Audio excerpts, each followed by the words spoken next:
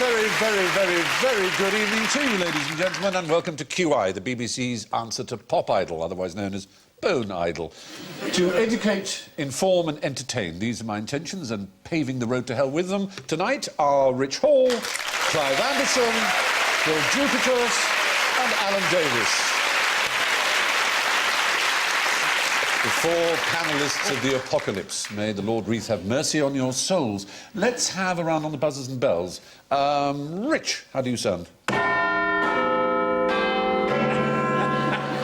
Clive goes... Hey, wait a minute.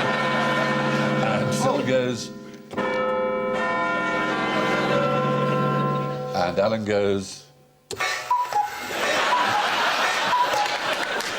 Excellent. Right. Gentlemen, bombs away. Alan, have you heard about the Mexican kamikaze squadron? Kamikazes, like that. That's right, only Mexican. And, I care not for myself, only my country. very good indeed. Very good indeed. For the emperor. Andale. I just imagine a bloke in a big hat riding a donkey into the Alamo. They eat so many refried beans, they fart themselves to death. And they explode in front of the enemy. Well, it's oddly interesting thought, because kamikaze is the Japanese for divine Japanese wind. Word. Divine wind? Yes, that's what it means, oddly enough. It is a Japanese word. God's guff. Yeah. But these little Mexican critters... They're not people. Exactly, not people, were deployed by the US Army in the Second World War against the Japanese. They're not like the dolphins they deployed in the war against Iraq. No, they're not. They let them out. What they call they pissed the off. Mark 8 MMS, Marine Mammal System.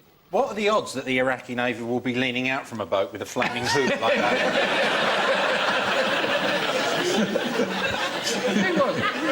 But a critter will be some sort of a desert fox. No, well, very close, actually. It's got to be an insect, hasn't it? It's between an insect and a fox. Between an insect and a fox. You might say. In size, or... it's kind of... In fact, it is more fox-like than insect-like, but it flies. It's quite fox-like. A bat. A bat is the answer. Yeah, a Mexican bat. A Mexican bat. Oh! You're not going to like this. It's How do you know horrible. that's Mexican without a sombrero? Well, it's actually... It's the breed of the bat. It's a Mexican free-tailed bat. I actually know the answer. Do you? Give it to us, Phil. It's that the American Navy, in their wisdom, because they saw these bats would fly up under the eaves and nest, and they thought, well, if they see out at sea a Japanese aircraft carrier or the hangars of the airplanes, they'll nest. Oh, yeah. And they filled them with explosives, right? Yeah? Yeah. But what would happen is where they were sewed up, the bats would go, what's that? And they'd start nibbling at themselves and exploding in an untoward fashion. You're very close, Phil. It's not actually the Navy, and it's not boats. It's actually... not. It's worse. I'm very close in that I'm nowhere near at all. We've got the principle. In aeroplanes, hundreds of these bats with little waistcoats. They went there with napalm in them and a detonator. And the idea was to drop them over Japanese towns round about dawn, so that as the light came, as all bats will, to escape the light, they would go into, as you say, the eaves and the rafters of the houses. Yes. And then, at a particular time, would detonate, causing these whole towns to burn, because most Japanese towns were made of wood and paper. Mm-hmm. You've got to set the napalm off, so they have to follow them up with something. Well, there's some sort of ignition device incorporated. What do they say for that? A little book of matches. There is a poetic justice, however. Sorry. As a friend of our fairy creatures, you will be pleased to know that poetic justice prevailed, and that before they ever used these bats against the Japanese, they were testing, and the wind changed, and the bats had been dropped on a target little wooden city in the desert, were blown back to the headquarters of the American Army and blew it up. I don't find it poetic. Do you not find it poetic? I'm American. As I understand it, the kamikaze pilots, they only gave them enough fuel to go one way, right? Yes. They do that with all planes, though. Right.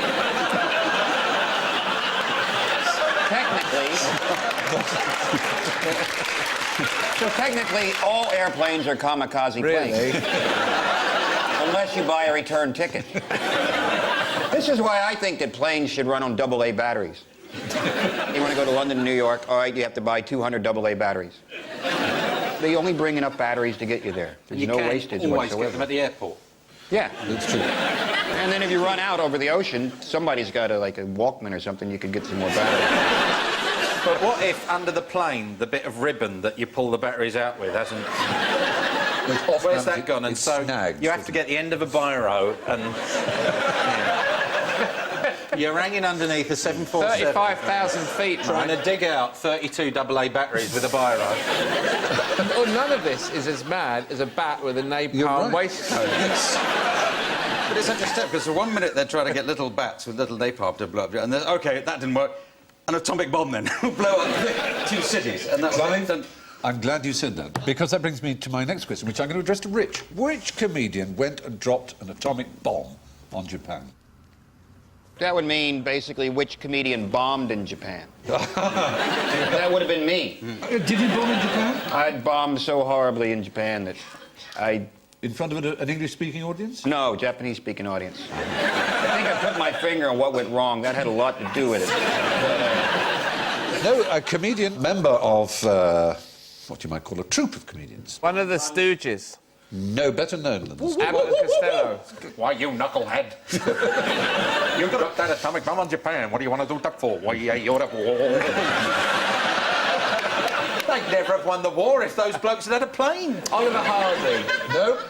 This man didn't drop the bomb. He contributed materially to the technology behind the dropping of the bomb, very specifically behind the dropping of the bomb. Well, he invented... Everyone else was working on the nuclear explosion. Yeah. He invented little doors went... There's a particular clamp. There's a particular clamp that held the bomb to Enola Gay, to the aeroplane. The Bob Hope. the crazy gang. Crazy gang. The best known of them all, the Marx Brothers. Zeppo. Bono. Harpo and the other Zeppelino. one. That one there. And the one with the ring round him, what's his name? Oh. No.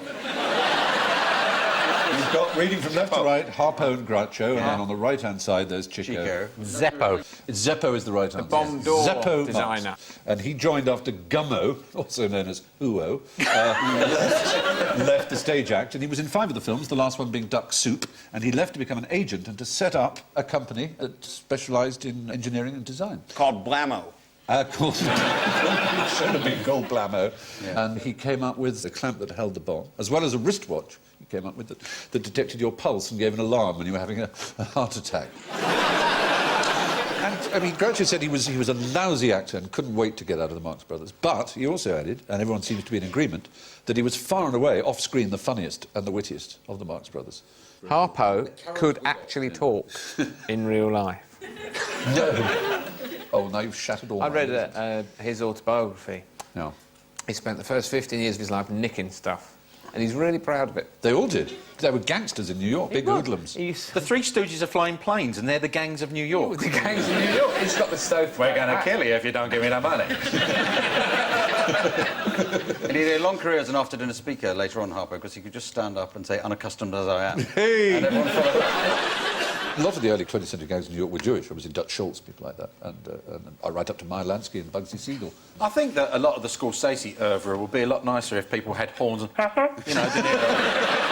And had a funny hat. Yeah. Hey, Johnny, what's you gonna go do? You think I'm funny how? I'm gonna play this harp over here. I amuse you. Fantastic. Now, Phil, one for you, I think. What goes woof, woof, boom? Suicide Corgi. The next Norwegian entry for the Eurovision Song Contest. My heart goes woof, woof, boom. Terrierist. Excellent. Joy upon joy. Very, very good. We must have some points for that. Excellent. No, you've kind of said, well, we know how grotesque the Americans could be, but sending bats into combat. And now the Russian flag, as you see, waving behind you. The Russians could be just Dog as with a bomb in ghastly. it. Dogs with bombs tied to them is what we're looking for. I know. It's man. what man is capable of, isn't it? It's too grotesque. And does he know? The story is horrible. They trained them by making them very, very Throw a hungry. stick at a tank and he just goes. Well, no, what comments? Do you know... Why don't just throw a bomb at the tank, for God's sake? Instead of making the dog go Because out. they're armour-plated, and the point is they would keep the dogs very, very hungry and then put food under a tank, which is the vulnerable part, which you can't get a bomb at easily. And, Why don't you just put a bomb there while you're there putting the food down? Why don't you put a bomb there? This is a bit far away. No, this is when they're training them. Oh, when they're training them, sorry. So they become used to looking under tanks for food. I thought you meant on the back. Whose job was it to change gear on that dog? That is the That's trigger. the trigger for the bomb. When he gets under the tank. This is just... Bet you all eat sheep, though, don't you, on Sunday? Don't worry, that one didn't blow up.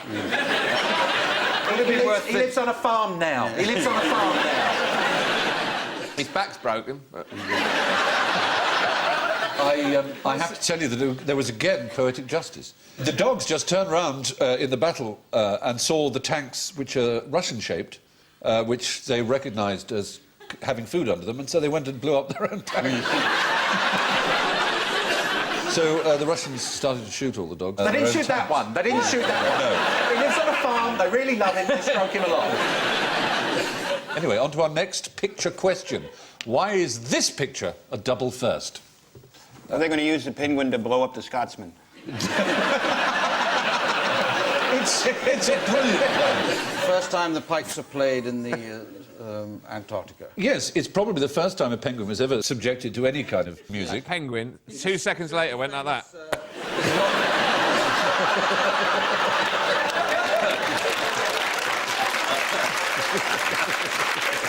Is this the first ever Edinburgh Festival? Would that it were. No, did you know... Would that it were, Going all Stephen? Robert Would that it Robinson. were? Would that it were. No, shash and tissues. This one for mother and oldest son. Did you know that 50% of pipers, I don't mean newspipers, I mean bagpipers, 50% of pipers suffer from repetitive strain injury and also are hard of hearing? Well, that is poetic justice. That's exactly. Very good. Excellent. Oh, how neat. No, it's the first postcard ever to be sent from Antarctica. Obviously, you don't bring a lot of stuff to Antarctica. This guy had to drag his bag. What if they'd hit a crevasse? Too much weight, and it turned out it was just because he brought a... You never know, it might have saved his life. It might have just caught in the crack and he would swing from it. That did come out oddly, but you know what I mean. Now, what is the common name of the species Ursus arctos? Ursus arctos. Well, it's a polar bear, is it? Polar bear, did you say? Yes, that's an obvious one. It was indeed a bear pit. Yes. A bear trap. No, the common name is... two common names. If you're American, there's one name. If you're European, another. What's Ursus mean? Grizzly. Ursus is the Latin for bear, and Right. arctos is the Greek for bear. Oh, so it's a bear bear. It's a bear, yeah. What's a hare bear in Latin? We shall have to They find were out. great, weren't they, the hare bear bear? You can join in at some level, I find. Exactly. There's always a way in. There's a grizzly.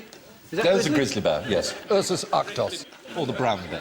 Point is that the Arctic itself, the Arctic and therefore, of course, the Antarctic, is named after the bear, not the other way around. It was the region of the bear, where you see Ursa Major, the great bear, the constellation in the sky, is always over the north. So it's the Arctic's named after the bear. Yeah. The Antarctic is named after the ant and the bear. Ant Why and would Bear. that be? The Adventures of Ant and They're Bear. like ant and deck. Ant and Deck, exactly. Only easier to tell apart, obviously. It's easy to tolerate.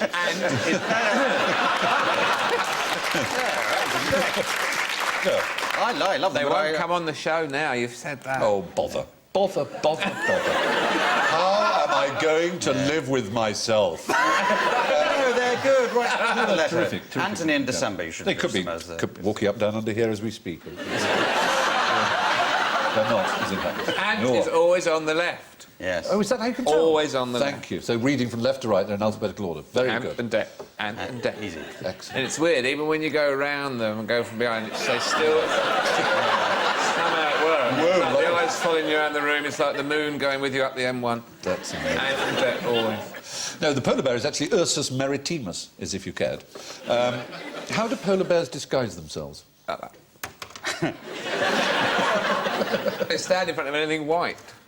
That's probably the right answer, I suspect.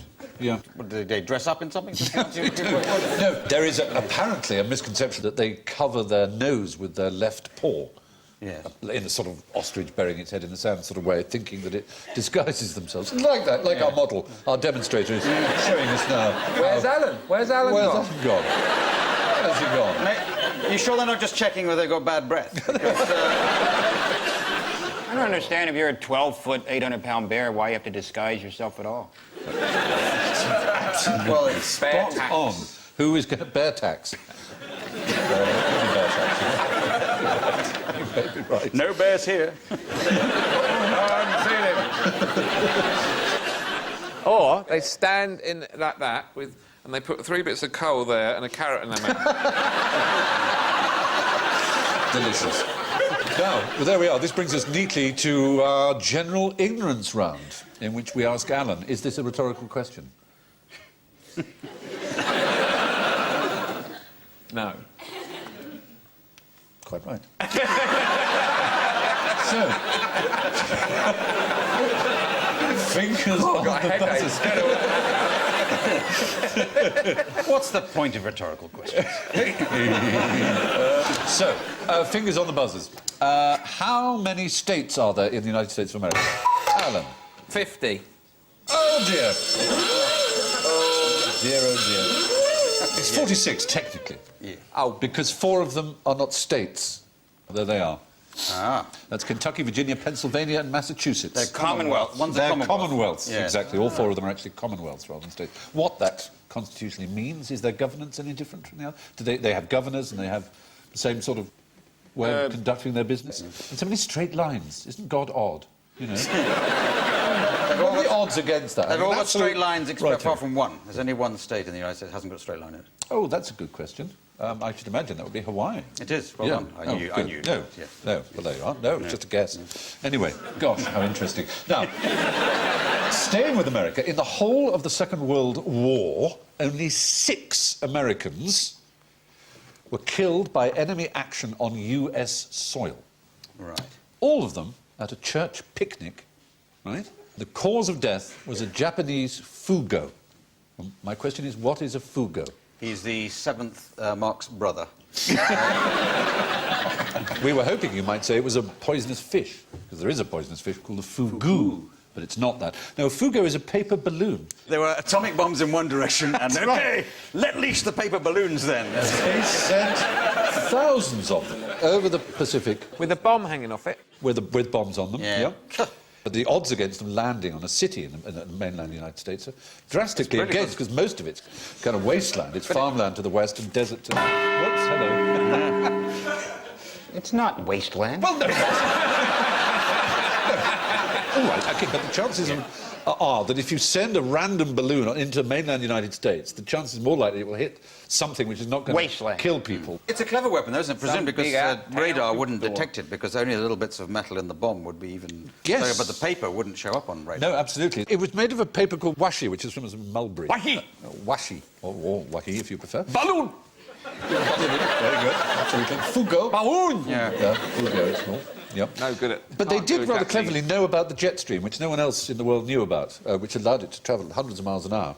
But actually, they were made by schoolgirls who didn't know what they were making. They pasted. Birmingham is a wasteland. That's Yeah. Alabama, I believe. Yes, Is that right? Birmingham. Birmingham, Alabama. Birmingham, Alabama, yeah. That's a wasteland. They should team up with each other. Sure. Anyway, there's a fugo bombs, but fugu, which you neatly avoided the trap of It's blowfish. Not that it's puffer the- fish thing. It's the big there's a one. bit in the middle that... Oh, yeah. Is it about 6 people a year die in Japan? It's actually a bit more than that. Between 30 and 100 suffer from the poisoning, and half of those die, so it's sort of anything between 15 and 50. 800 Americans die in a McDonald's every year. Wow. Which one? Best to avoid that one. You certainly will. The blowfish McMuffin. But you're right, this is a fish which has inner parts, organs, which are deadly poison. They just love the daring of it. Well, that's what I thought, Alan, but actually it turns out that, in fact, there are traces of the poison always left, and if they're small enough... Get you high. You're quite right. It's tetrodotoxin, which is very, very poisonous, and you have to be specially trained in the art of filleting this particular fish. And in all the restaurants in Japan where you can eat it, have little lanterns hanging outside made of the skin of this fish with a little symbol to show that it's a trained... Part of the training is you have to eat the fish that you've just caught. Have you had No, the fugu? I've never been to Japan. You're so tall, you'd be like Godzilla. They'd be... Aye! Stephen Frayu! Meet the fly! Meet the fly! You'd be rampaging through downtown Tokyo. Ma! No, a museum! Why is it that it's always a 50-50 ball, isn't it, whether it's an R or an L, and they always get it wrong? I refuse to generalise about a race of people. Oh, right, OK, fair enough. I had Mike Myers do an American name, Rory Templeton, and he called him Rory Templeton. If you want Japanese to sort of virtually commit suicide, just ask them to say orange-tip fritillary. I will want For you, Mr. Fry, the interview is over. You're Bill Bridge now! So much for the Geneva Convention. Oh, yes, so they're all absolutely correct. Yes, whatever the question was. Fugus, that's right. Yeah, fugus. Fugus and fugos. Right, so when are penguins found near the magnetic North Pole? Well, Yeah. when they're wearing the suit of armour. They're going to be soon, because the magnetic north and south is going to switch any minute now. Oh, give them they're going to 5 be points. Absolutely spot on. The trap was to say, well, of course, penguins only live near the South Pole, so they'll never be near the North Pole. But the fact is, the North and the South flip in magnetic I think penguins poles. might be my favourite animal. They are wonderful, aren't they? I like the one on the bottom left. It looks like security. It does. Yes, the actual root of the question, though penguins are, in so many ways, I suppose, more interesting, was that the North Pole becomes the South Pole and vice versa every million or so years. Really? Yeah. So any minute now, everyone's fridge magnets are just going to fall on the floor.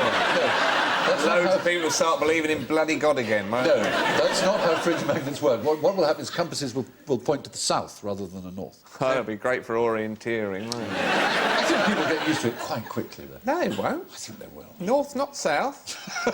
I don't live in South London. I don't care what you say. I'm with you there. Oh, dear. Do we know why it happens? What's going on? We do. It's a very mysterious process. Just somebody flicks But a if switch the away. Earth were not magnetic, there would be no life on it. At least certainly no life like us, because What a loss.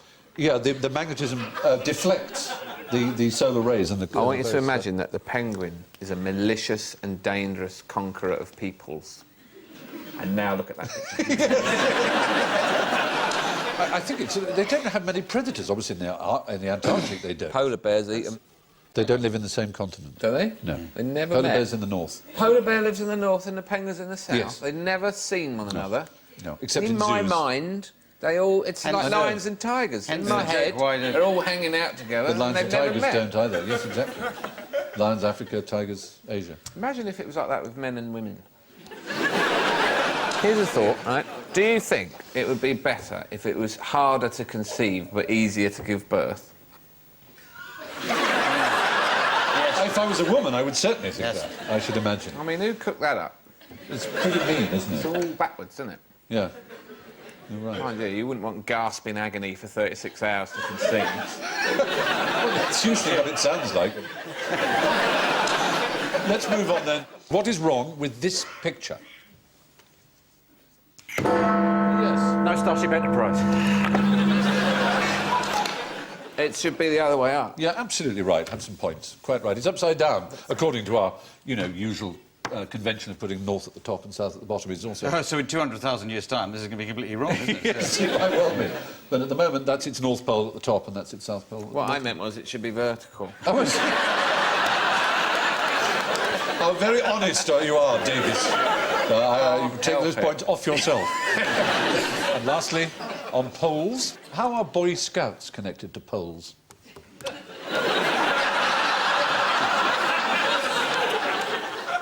Don't look at me like that. As part of the uniform, they used to have a hat and a pole and a neckerchief and a special pole which was used for erecting their tents, for example. Something to do with Poland. It is to do with Poland. Name things that are particular about Boy Scouts. Dib, dib, dib, dob, dob, dob. That's one. That's salute. Polish. The salute. It's well, you've got Polish. there. It's very, very close to the Polish salute. Let's have a look at a Polish salute and a Boy Scout salute together, shall we? There you are, on your screens now. Which one's the Po? Oh, let me think. There's Oh, two what a fingers. weedy, nerdy It's scout. the Milky Bar Kid, I think, isn't it? We need hard scouts. I love the Boy Scouts. We went to Nam.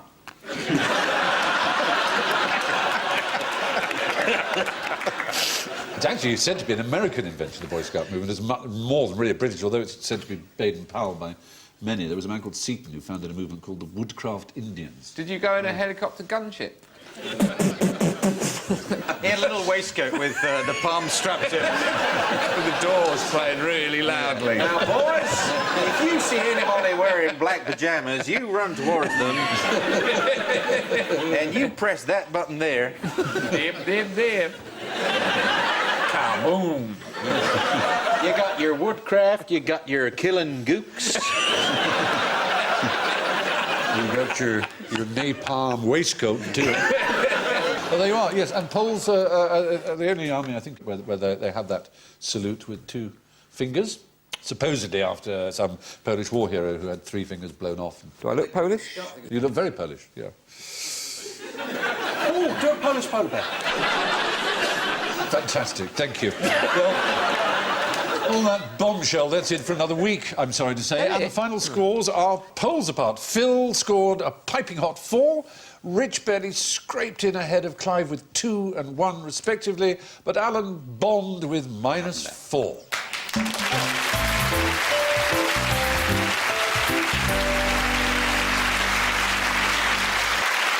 Two fingers to Alan and to you all. It's do widzenia. Good night.